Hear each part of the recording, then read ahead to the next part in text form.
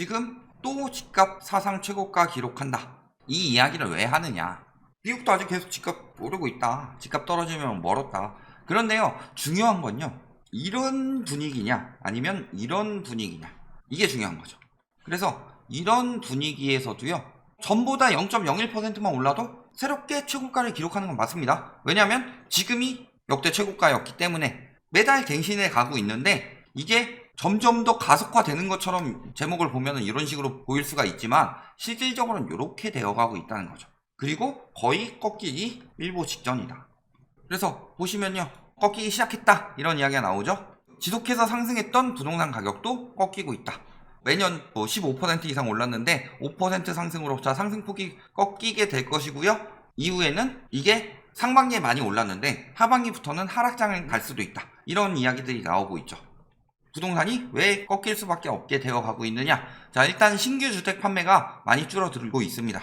그래서 코로나 터지고 나서 신규 주택이 확 늘어났다가 조금 감소했다가 다시 늘어난 듯 하는데 거의 비슷하죠. 우리나라도 이때 잠깐 늘어나긴 했는데 다시 줄어들고 있다는 거죠. 그러니까 이때쯤 보면은 우리나라 선거 효과도 있지만 정세상으로 지금 생각보다 안 꺾이네 하면서 예전에 이런 모형 보여드린 적 있죠. 하이먼 미스키 모형이라고. 좀 떨어지는 것 같은데 불패 심리 때문에 다시 한번 잠깐 올라갈 때는 있다. 그런데 그 이후에 장기적 하락이 된다. 이게 원래 주식시장에서 나오는 건데 부동산 시장 역시 똑같죠. 왜냐하면 2000년대 들어오면서 부동산에 대해서 과거보다 투기 목적이 굉장히 강력해졌다. 세계적으로. IMF 때는 집값이 폭등해서 떨어졌다기보다는 당시에 이제 수요가 견인하고 있다가 경제 위기를 맞으니까 여러 개 떨어져서 폭락을 했는데, 글로벌 금융위기 때는 어떤 식으로 들어갔었죠? 은행에서 유동성 펌치기를 들어가기 시작했죠. 그러면서 MBS 증권 만들고 요걸로 CDO 만들고 해가지고 유동성을 늘려서 하나의 집에 여러 가지 유동성이 들어오게 만들었었죠. 그러면서 집값이 튀면 이렇게 튀는구나, 유동성이 한 번에 들어오면 이렇게 되는구나, 이런 게 만들어졌기 때문에 2000년대 이후에는 굉장히 레버리지를 이용한 투기가 굉장히 심각해졌죠. 우리나라 역시도 2008년 글로벌 금융위기 이전에는 세계적으로 집값이 오르긴 했지만 한정적으로 올랐죠. 어디 위주로 올랐어요?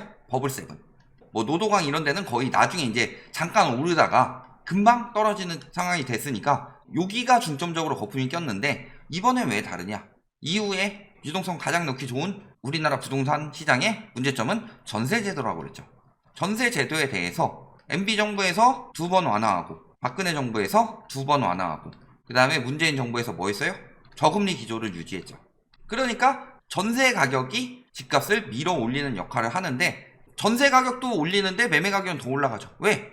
전세 가격으로 이만큼 올려놓고 그 다음에 매매 가격에서 또 레버리지 발생시켜서 또 올려놓고, 이 저금리가 굉장히 위험하게 부동산 시장에 작용을 했었죠. 이게 붕괴되는 상황이니까 영향이 큰데, 미국 같은 경우는 그래도 우리나라보다는 뒤늦게 들어왔죠. 전세제도도 없고. 그래서 뒤늦게 거품이 끼기 시작했고, 우리나라 같은 경우는 그래서 굉장히 일찍부터 거품이 끼기 시작했다. 특히 세계적으로 가계부채를 줄이고 있는데 가계부채를 폭증시키는 초이노믹스 정책 이후로 유동성이 엄청나게 들어오면서 집값이 폭등하는데 영향을 주었다라는 거죠. 그런 것처럼 미국 같은 경우도 지금 코로나로 인해서 이제 자산이 되겠구나, 주식이나 코인처럼 자산 시장의 레버리지를 우습게 보고 집도 거주보다는 투자의 목적으로 많이 보게 됐다. 이런 상황이 된 건데, 이게 금방 붕괴되는 거죠. 우리나라처럼 공포 수요가 많이 들어갔으니까. 그래서 심리가 안 좋으니까 한 번씩 튀는 거예요. 주식시장처럼. 그런데 금방 꺾이죠. 왜? 아무리 이렇게 한번 튀어도 생각보다 별거 없네. 파월이 금리 올린다고 했는데 별거 없었네. 불안 요소 사라졌네. 그런데 4월부터 뭐라 그래요? 빅스텝 합니다. 5월에요? 빅스텝 합니다. 6월, 7월, 8월, 9월까지 빅스텝 합니다. 이런 이야기들이 나오고 있으니까. 자, 그래서 모기지 신청 건수가 22년 만에 최저로 떨어졌다고 합니다. 자, 그러면 앞으로 이제 집을 사기가 굉장히 힘들어진다는 거죠. 왜? 집값은 올라갔는데 대출은 적게 받아요. 그러면은 뭐가 줄어요? 거래량이 박살이 난다. 거래량이 박살나지 않으면 가격이 박살나는 거죠. 레버리지가 줄어드니까. 얼마나 줄었어요? 22년 만에 최저를 찍을 정도로 줄었다. 그러면서 이제 양적 긴축 진행하니까 모기지 금리 상승 원인이 더 올라가고 있다는 거죠. 왜냐면 이런 데서 줄이니까. 돈을 빌려주지 마세요 라고 하면은 아이고 그냥 돈 못 빌려 드리겠습니다. 갑자기 하루 만에 이렇게 이야기할 수는 없죠, 은행에서. 그러면은 알아서 떨어져 나가게 만드는 가장 좋은 방법은 시중금리를 올리는 거다. 일본이 그렇게 붕괴가 됐었죠. 회수하라고 하니까 바로 금리 올려서 회수했잖아요. 왜냐면 그 당시에 바젤 1이 처음으로 시행이 됐는데 자기 자본을 8% 정도 갖춰야 되는데 일본에서 당시 LTV 120%씩 빌려줬었죠. 그러면은 돈 한 푼 없는 사람도 빌려서 사고 유지할 수 있는 돈이 남네? 이런 상황이 되는 것이기 때문에 은행에서 마구마구 빌리는 거죠. 그러니까 자기 자본 비율이 굉장히 많이 떨어졌고 자기 자본 비율을 확충하기 위해서 금리를 올리고 회수에 들어가니까 그동안에 레버리지로 일으켰던 부동산 거품, 주식 거품이 붕괴가 된 것처럼 미국도 역시 마찬가지죠. 주식 먼저 붕괴되고 그 다음에 부동산 시장에 따라가고 있는 거다. 그러면서 지금 압류죠, 압류. 채무 불이행 통지, 예정된 격리, 은행 압류 등 압류 신고가 접수된 총 25,833개의 미국 부동산인데 이게 굉장히 많이 증가를 했다는 거죠. 압류 절차를 시작한 부동산, 지난달보다 40%, 1년 전보다 176% 증가한 수치다. 즉 작년보다 압류가 굉장히 많이 늘어났다는 거죠. 자, 글로벌 금융위기 때요. 차압 시작되면서부터 무너진 거죠. 왜 차압이 시작됐어요? 처음에는 도구나 카우나 빌려줬었죠.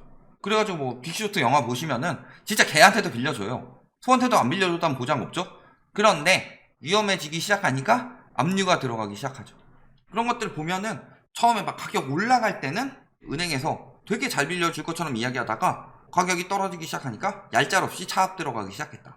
그게 지금 1년 전보다 176% 증가. 그렇다는 것은 지금 붕괴가 시작되었다는 거죠. 그러니까 지금 구매 적기 아니다가 급격히 많이 나오고 있고 이게 심리가 급격히 뚝 떨어지고 있죠. 글로벌 금융위기 때 이때가 얼마냐? 53이었다. 그런데 지금은 그때보다 더 적기가 아니라고 생각하고 있다는 거죠. 그래서 보면은 우리나라만 미친 거예요. 왜? 우리나라 같은 경우는 돈 풀어주고 그러니까 계속 올라가고 그러니까 청년층들한테 뭐 영끌하라 그러고 벼락거지 만들라 그러고 외국 같은 경우는 청년층이 인식이 안 좋아요. 아 이게 집값이 말이 안 되는데 이런 생각이 드는데 우리나라는 계속 무상향하나? 이런 생각으로 투기 심리가 들어가기 시작하고 공포 심리가 들어가니까 언론에서 그렇게 띄우는 것도 문제가 크죠. 그러니까 합리적인 판단을 못하는 거예요. 욕심에 눈이 멀어서. 도박판에 한번 들어간 사람들, 도박 중독된 사람들이 왜 거기서 못 빠져나와요? 내가 잃은 것만 계산해봐도 아 이게 확률적으로 이렇게 되는구나. 아 내가 승부를 걸 때마다 말도 안 되게 상대방한테 좋은 패가 나오네? 그러면은 이거는 뭔가 문제가 있다. 이런 식으로 생각을 하게 될 텐데 그런데 그 사람들 도박에 눈이 멀어서 그런 거 못 보죠. 똑같은 거예요. 주식이든 코인이든 부동산이든 한탕주의가 들어가는 순간 눈이 돌아가기 시작하면은 안 들려요. 그게 잘못됐다고 하더라도. 강원랜드 같은데 근처에서 전당포 하시는 분들 물어봐봐요. 도박 중독하는 사람들 말 듣나? 대학 학비 들고 와서 집에다 공부한다고 해놓고서 도박하고 뭐 안에 몰래 뭐 땅 문서 같은 거 들고 와서 그거 돈 바꿔서 도박하고 똑같은 형식이에요. 망할 길로 들어가는 거죠. 왜? 딸 것 같거든. 왜 그렇게 딸 것 같이 부추겨요? 옆에서 계속 언론이 아 집값은 오릅니다 올라요. 그리고 유튜브에서도 아 나 집값으로 얼마 번썰 푼다 막 이런 거 나오니까 이런 사람들도 많은데 번썰 푼다 하면서 번 사람들만 이야기 나와요. 그러면서 지금 전미부동산 중개인 협회 여기서도 뭐라 그래요? 여름에 끝나면 잡힌다. 그래서 여름 이후 경쟁이 줄고 부동산 시장이 냉각될 거. 왜요? 아니 7월에 8월에 9월에 빅스텝 한다는데 우리나라 같은 경우는요. 다주택자들의 경우 금리가 올라가게 되면 이게 처음엔 부담이 누구한테 가요? 전세입자한테 가죠. 그 다음에 이게 전세 가격에 영향이 가서 집값에 영향이 간다면 미국 같은 경우는요. 금리가 올라가게 되면은 월세입자한테 부담이 가느냐? 안 가죠. 바로 집주인한테 갑니다. 그래서 뭐가 떨어져요? 수익률이 급격히 떨어집니다. 그러니까 금리 영향을 더 확실히 받는다고 이야기가 저렇게 나오는 건데 우리나라 같은 경우는 요 프로세스에서 요 부분을 떼버려요.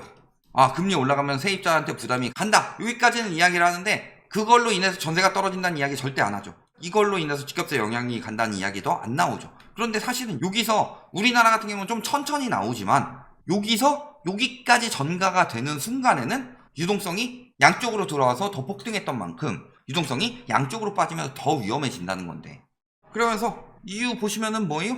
GDP 대비 가계부채 그리고 뭐 과거에도 똑같이 이렇게 붕괴가 됐었죠. 그러니까 미국 같은 경우는 아 금리 올라가면은 붕괴되는구나. 근데 우리나라는요 되게 우스운 인식을 심어줬어요. 미국은 왜 붕괴가 됐냐라고 하면 금리 올라가고 집값에 거품이 꼈는데 지금 봐도 집값이 너무 빠르게 올라간다. 이거 거품인 것 같은데 그럼 붕괴가 언제 돼요? 금리 올라가고 유동성 회수 들어가면은 떨어지는 건 자명하다. 이렇게 합리적으로 판단하게 만드는데 우리나라 같은 경우는 그때 떨어진 이유를 뭐라 그래요? 유동성 축소하고 뭐 이래서 떨어졌다고 절대 이야기하지 않고 금리 오르는 시기에도 집값 올랐다. 떨어진 이유는 IMF가 터져서, 떨어진 이유는 글로벌 금융위기가 터져서. 글로벌 금융위기가 왜 터졌는데요? 집값이 떨어져서 모기지 시장에 붕괴가 일어나서 은행이 망하고 그게 글로벌 금융위기가 됐죠. 경제 위기가 와서 집값이 빠진 게 아니에요. 우리나라 같은 경우도 2006년부터 강남은 이미 추세를 보이고 있었고 지금 같은 경우는 외곽부터 떨어지지만 그때는 외곽에는 거품이 많이 안 꼈으니까 버블7 위주로 꼈으니까 버블7부터 떨어졌었던 거고 그런데도 불패 심리로 막 노도강 이런 데 사다가 2008년에 다 같이 붕괴를 한 거였고 이런 이야기를 안 하죠. 왜? 언제부터 언론이었어요? 집 팔아먹기 광고지지. 봐봐요 지금도 폭락은 없대요. 왜 없어요? 맨날 이야기하는 게 그놈의 공급. 자 그러면은 이런 이야기 하는 사람들한테 물어보고 싶어요. 2008년부터 2013년까지 이때 폭락이 아니었다고 이야기를 하고 싶은 건가요? 이때도 폭락이 아니었다면은 집값이 한 80%는 떨어져야 폭락이다. 한 40-50%까지 한 반토막 나도 폭락은 아니다. 이렇게 주장하는 거면 모를까. 이런 때처럼 폭락이 없다고 이야기를 하고 싶은 거면 더 말이 안 되죠. 왜? 폭락이 없다고 하는 이유가요? 맨날 이야기하는 게 뭐예요? 공급 부족. 근데요 2008년 붕괴가 일어났다는 건 공급 과잉이 일어났다는 이야기겠네요. 근데 2008년보다 지금이 인구당 주택은 훨씬 더 많아요. 인구는 감소 추세고 주택은 증가 추세로 변했어요. 당시에는 인구도 주택도 증가 추세였지만 지금은 인구는 감소고 주택은 증가 추세로 바뀌었죠. 공급 부족 때문에 막힌다는 건 말이 안 되는 상황이죠. 그 다음에 그때보다 금리가 낮아서 근데요 이자 부담은 더 커요. 왜? 이때는 10억 빌려서 이자가 7%라면 지금은요 30억 빌려가지고 이자가 3%예요. 근데 똑같이 이 상황에서 금리가 올라가게 되면은 이때보다 지금이 훨씬 더 빠르게 올라가게 되죠. 이자 부담은. 어느 면에서? 소득이 올랐어요? 얼마나 올랐어요? 체감상으로. 부에 집중된 사람들 말고. 거기다가 지금 주식이나 코인 같은 데서 집 살려고 돈 넣은 사람들 거기서도 빠지고 있죠. 여러 개 점점 빠져가는데 왜 폭락은 없을까요? 계속 이런 식으로 부추기는 거예요. 어떤 사람들이 부동산 업자, 부동산 교수, 건설 연구원, 주택 연구원 이런 데서 그러니까 지금 미국 붕괴되고 있다는데도 한국인들은 상업용 부동산을 미국 가가지고 원정 투기 들어가고 있는 거예요. 정신 나가는 거지.